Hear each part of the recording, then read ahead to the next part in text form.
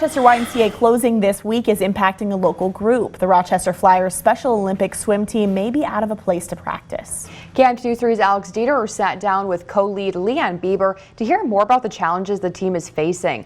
Alex, good morning. Really quite a bummer for the Flyers. It really is. Annalise, Brooke, good morning. So Bieber took on this role as co-head of the Rochester Special Olympics team years ago after her 8-year-old daughter joined the Flyers, and her daughter is now 23 and still on the team. Bieber says the YMCA closing had never even occurred to her, and when it did, she had one fear. A fear that we weren't going to be able to do a swimming program at all anymore.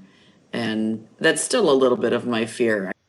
She says the YMCA was an easy place for athletes and their families to get to for practices. There is just 1 month before the swim season begins, so she says the team is way behind on finding a new place to practice. Bieber tells me the rec center is an option, but because of its high demand, it's not certain they'll get the time and room.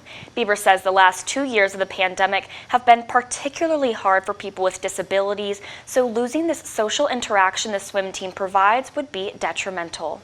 But it is more about getting together and seeing your friends and seeing people that you can interact with, just like anybody else.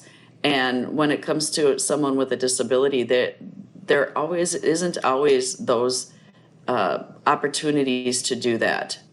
Some of them still are not able to go back to work. And you see it within everything. The last 2 years has been so very difficult for people with disabilities.